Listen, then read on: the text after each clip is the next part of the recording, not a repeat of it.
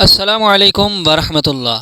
میں نے اس وظیفہ کو کرنے والے کسی بندے کو مایوس نہیں دیکھا، پریشان نہیں پایا، غمگین نہیں دیکھا گیا۔ اس کے گھر میں کبھی فقر و فاقہ نہیں محسوس کیا، کیونکہ اس وظیفہ کو کرنے والا بندہ اتنا مطمئن اور دلی طور پر پرسکون ہوتا ہے کہ بندہ حیران ہو جاتا ہے کہ اس بندے کے حالات کیسے تھے۔ واقعہ کچھ یوں ہے کہ ایک بندہ تھا، میرے علم میں آیا، ہمارے شیخ الوظائف حضرت فرماتے ہیں کہ وہ بندہ جہاں کہیں بھی جاتا، اس کا کوئی کام بھی ہوتا، کسی کام کے لیے کہیں بیٹھتا، اس کام میں برکت ہوتی چلی جاتی تھی۔ جس دکان میں بیٹھتا تھا اس دکان کا مالک فراوانی میں آ جاتا تھا، جس مکان پر جاتا تھا یہ خود تو وہاں پر سبب برکت ہوتا، مگر اس مالک کے مکان کے گھر میں بھی برکت شروع ہو جاتی۔ واقعہ کچھ یوں ہوتا ہے کہ یہ بندہ بازار کی آخری دکان کرائے پر لیتا، ہاتھ کا یہ ہنرمند انسان تھا، کام کرتا تھا۔ اب یہ بازار کے اندر درمیان میں دکان نہیں لیا کرتا تھا کرایہ کے لیے، بلکہ یہ بازار کے آخر میں دکان لیا کرتا تھا، کیونکہ وہاں کرایہ بھی کم ہوتا تھا، لوگوں کی توجہ بھی کم ہوتی تھی۔ لوگ تلاش کرتے تھے کہ رش والی جگہ ہو، بازار کے اندر ہو، تاکہ اس جگہ پر ہم کام کریں، دکان لگائیں، تاکہ ہمارا کاروبار اچھا چل جائے۔ مگر یہ اللہ کا بندہ ایسی جگہ دکان تلاش کرتا جہاں پر کوئی تصور ہی نہیں ہوتا کہ یہاں پر اس کا کاروبار چل پڑے گا، مگر اس کی کوشش ہوتی کہ بازار سے باہر جو دکان کرایہ پر نہیں لگتی تھی اسی دکان کو یہ کرایہ پر لیتا۔ اب واقعہ یوں ہوتا ہے کہ ایک مرتبہ دو مرتبہ یہ دکان کرایہ پر لیتا ہے، وہاں پر اس کا کام چلنا شروع ہو جاتا ہے، کاروبار چلنا شروع ہو جاتا ہے۔ اب جس کرایہ پر بات ہوتی تھی اس دکان پر پہلے آتا کوئی نہیں تھا، مگر اس کے جانے کے بعد وہاں پر بہت سارے لوگ آنا شروع ہو گئے۔ اب اس مالک کی دکان نے اس بندے کو وہاں سے نکال دیا کہ اگر تم کرایہ زیادہ کر رہے ہو تو ٹھیک ہے، ورنہ میری دکان خالی کر دیں۔ یہ کرایہ زیادہ نہ کرتا بلکہ وہاں سے چھوڑ دیتا دکان کو، پھر دوسری جگہ دکان تلاش کرتا، اور ایسی ویران جگہ میں جہاں پر توجہ ہی نہیں ہوتی لوگوں کی، جہاں پر تصور ہی نہیں کیا جا سکتا کہ کوئی کاروبار یہاں پر چل جائے گا۔ اسی طرح وہ ایک بازار میں جاتا ہے، وہاں دیکھتا ہے کہ بہت عرصہ سے دو تین دکانیں بند کھڑی ہیں، ان کے مالک کو ڈھونڈتا ہے، ان کے ساتھ بات کرتا ہے کہ مجھے یہ دکانیں کرائے پر چاہیے۔ اب وہ مالک کی دکان کہتا ہے کہ آپ یہ دکانیں لینا چاہتے ہیں، بلکہ یہ دکانیں تو کوئی نہیں لیتا، سالوں سے بند ہیں، یہاں پر بازار بھی نہیں ہے، آپ کیوں لینا چاہتے ہیں؟ بس اس نے کہا کہ میرا اللہ مجھے رزق دے گا، آپ مجھے دکان کرائے پر دے دیں، اس کا کرایہ بھی میرے ساتھ تعین مختص مقرر کر لیں۔ اب وہ بندہ کہتا ہے کہ میں ان دکانوں کا اتنا کرایہ لوں گا کیونکہ یہ مارکیٹ کے اندر تو ہے نہیں۔ اب وہ بندہ کہتا ہے کہ آپ کی زبان ایک ہے، آپ اسی قیمت پر اس کی قیمت زیادہ تو نہیں کریں گے؟ اس نے کہا نہیں، میں اس کی قیمت بالکل کرایے کی زیادہ نہیں کروں گا، جو کہا ہے یہی کرایہ ہوگا۔ لیکن جو دکان بندہ کرائے پر لے رہا تھا اس نے کہا کہ میں مطمئن نہیں ہوتا، آپ میرے ساتھ کوئی اسٹام کوئی تحریر کر لیں، کسی ذمہ دار بندوں کو بلا لیتے ہیں، ان کے درمیان بات چیت ہو جائے، دعا کر لیتے ہیں کہ میں اتنے سالوں تک یہاں بیٹھوں گا، ایسا نہ ہو کل میں بیٹھا رہوں میرا کاروبار چل پڑے، آپ کہیں کہ یا تو آپ یہاں سے چلے جائیں یا آپ کرایہ زیادہ کریں۔ اس نے کہا یار ایسی کوئی بات نہیں، میری دکانیں ویسے خالی کھڑی ہیں، اگر آپ اس کو لے لیں گے آپ کا کام چل جائے گا، میں کرایہ نہیں بڑھوں گا۔ اس نے کہا نہیں، مجھے یقین نہیں آتا، آپ اسٹام کر لیں۔ بہرحال ان کے درمیان معاہدہ طے پا گیا۔ اب وہ کرایہ جو مختص کیا گیا، مقرر کیا گیا، چند دنوں میں وہ دکان پر بیٹھتا ہے، اور دکاندار کے پاس، اس آدمی کے پاس گاہک آنا شروع ہو جاتے ہیں، محلے دار علاقے دار پریشان ہو جاتے ہیں کہ ان دکانوں میں کیسے لوگ اتنے تعداد میں کام کاج کے لیے آ سکتے ہیں، حالانکہ یہ بازار کے اندر ہی نہیں ہے، بازار کے اندر اتنے زیادہ ہنرمند لوگ بیٹھے ہوئے ہیں، مگر وہ اس شخص کے پاس بازار کے باہر آ رہے ہیں۔ ایسے کرتے کرتے اس کا کام چل پڑا۔ اب وہ مالک مکان، جو مالک کی دکان تھا، وہ بڑا پریشان ہوا، اس نے کہا کہ یار میں نے غلطی کر دی، میں نے 3 4 5 سال کی اس کے ساتھ بات بھی کر لی اور بالکل معمولی کرایہ پر، کیونکہ میری تو دکان پر بیٹھتا کوئی نہیں تھا۔ تو بہرحال اس اثناء میں ایسا ہوا کہ وہ وہاں سے 2-3 سال رہا اس دکان پر ٹھیک ٹھاک، اس نے کمایا اور پھر اس دکان سے وہ چلا گیا، پھر کسی اور جگہ جاتا. اس طرح اس بندے سے وہ مالک کے جو دکان تھا وہ اس کو تلاش کر کے کہیں نہ کہیں سے ڈھونڈ لاتا ہے اور اس سے پوچھتا ہے کہ یار مجھے یہ بتا، تو میری دکان پر جب آیا تھا تو اتنا رش تھا، میں حیران تھا، لوگ حیران تھے، لیکن جب سے تو گیا ہے اب میری دکان پر پھر بھی ویسا لوگ کاروبار کر رہے ہیں، مگر اتنا رش، اتنی لوگوں کی توجہ، اتنا کام کاج میں نے نہیں دیکھا. آخر تیرے اندر ایسی کیا چیز ہے، تیرا ایسا کون سا عمل ہے کہ جس کی وجہ سے تو جہاں جاتا ہے وہاں پر رونقیں بحال ہو جاتی ہیں؟ تو مجھے وہ عمل بتا. تو جب سے میری دکان پر آیا تھا تو میرے کاروبار میں بھی برکت تھی، میرے گھر میں بھی برکت تھی، جب سے تو گیا ہے تو میں مایوس، میں بھی پریشان ہو چکا ہوں. تو اس بندے نے کہا کہ وہ خاص عمل نہیں ہے، عمل میں آپ کو بتاتا ہوں، مگر وہ خاص شرائط ہوں گی، آپ ان شرائط پر عمل کر کے اس عمل کو کریں، انشاءاللہ عز و جل آپ کی تمام پریشانیاں، آپ کی تمام غم دور ہو جائیں گے.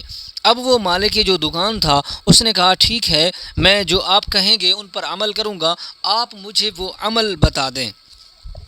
سامعین کرام، وہ عمل ایسا ہے، بزرگان دین کے طریقہ پر کیا گیا ایسا وظیفہ ہے کہ آپ کو دین اور دنیا میں ترقی ملے گی. شرائط پر عمل کریں گے تب جا کر اس عمل کا آپ کو فائدہ ہوگا. اس عمل سے بندے کو شفا ملتی ہے، اس عمل میں ذکر خدا بھی شامل ہے، اللہ کی تعریف بھی شامل ہے.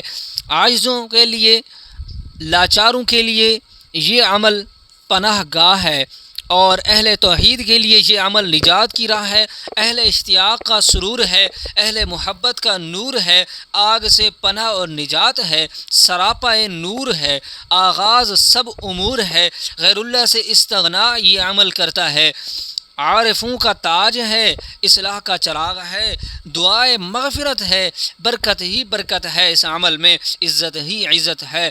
پڑھنے والے کے گناہ بھی معاف کر دیے جاتے ہیں، پڑھنے والے کی سزا بھی معاف کر دی جاتی ہے، پڑھنے والے کا رزق بھی اضافہ کر دیا جاتا ہے، پڑھنے والے کو کامیاب کر دیا جاتا ہے. اس عمل کو کرنے والا عظیم انسان ہے، پڑھنے والا مطیع مصطفیٰ صلی اللہ علیہ وسلم کا فرما بردار، اطاعت مند بن جاتا ہے. پڑھنے والا بندہ قبر کے عذاب سے بچ جاتا ہے، قبر میں اس بندے کو نور حاصل ہو جاتا ہے، دین دنیا کی بھلائی حاصل ہو جاتی ہے. عظیم ترین وظیفہ ہے، پڑھیں اور خود دیکھیں، حیران ہوں گے کہ آپ کے ساتھ آپ کو کتنا فائدہ یہ عمل دیتا ہے. سامعین کرام، اس عمل کو کرتے وقت صرف 10 منٹ لگتے ہیں، صرف 10 منٹ لگتے ہیں. آپ نے کرنا کیا ہے، آپ نے 11 مرتبہ اول آخر درود پاک پڑھنا ہے. جو درود پاک آپ کو آسانی کے ساتھ آتا ہے، اگر نماز والا درود آتا ہے تو وہ سب سے بہتر ہے، اگر آپ کو اور درود پاک نہیں آتا تو جو آپ کو آسان ہو اور چھوٹا درود ہو وہ بھی آپ پڑھ سکتے ہیں 11 مرتبہ.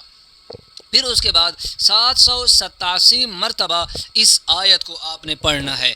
ان عملیات کی سب مسلمانوں کو اجازت ہے، مگر ان شرائط پر عمل کرنے والے پر انشاءاللہ اللہ رب العزت ضرور رحمت کی نظر فرمائیں گے.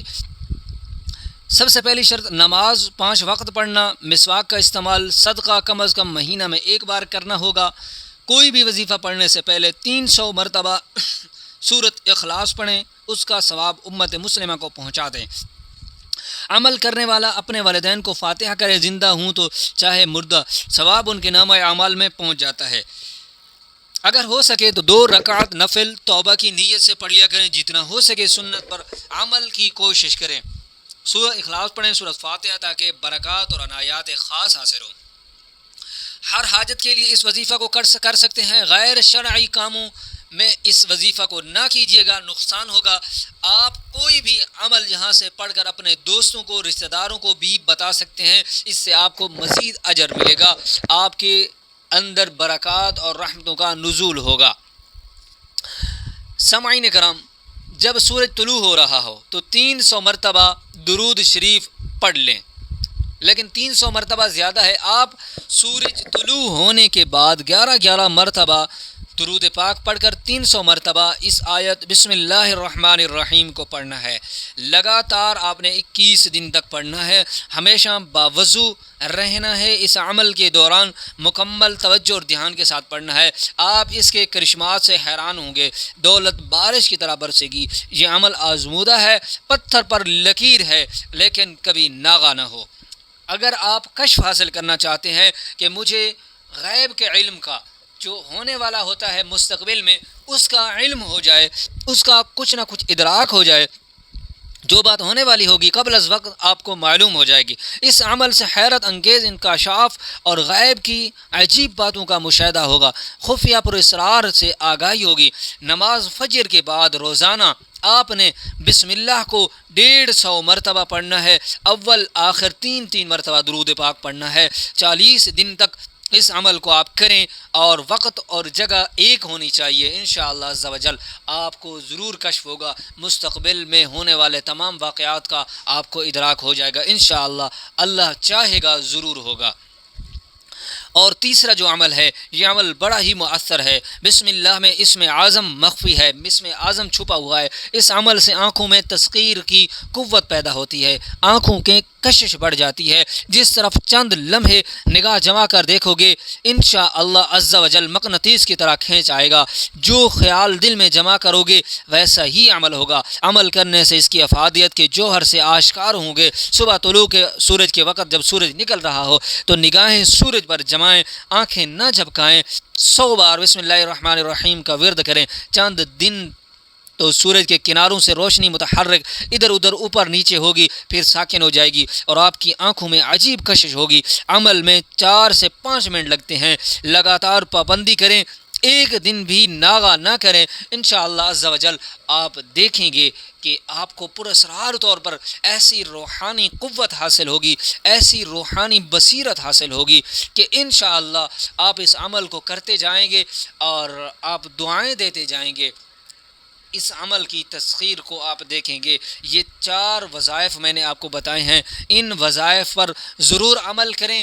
اپنے رشتہ داروں، قریبی تعلق داروں کو، اپنے دوستوں کو ضرور بتائیں۔ اس عمل کی افادیت آپ خود دیکھیں، آزمائیں، اگر آپ کو حاصل نہ ہو تو آپ ضرور بتائیں۔ انشاءاللہ عز و جل آپ دیکھیں گے کہ ان وظائف کو کرنے کا نور آپ کے دل کے اندر آئے گا، آپ کو اپنی کھلی آنکھوں سے اس عمل کی افادیت کا علم ہوگا۔ انشاءاللہ دنیا آخرت کی پریشانیاں دور ہو جائیں گی، مایوسی ختم ہو جائے گی، غم دور ہو جائیں گے انشاءاللہ۔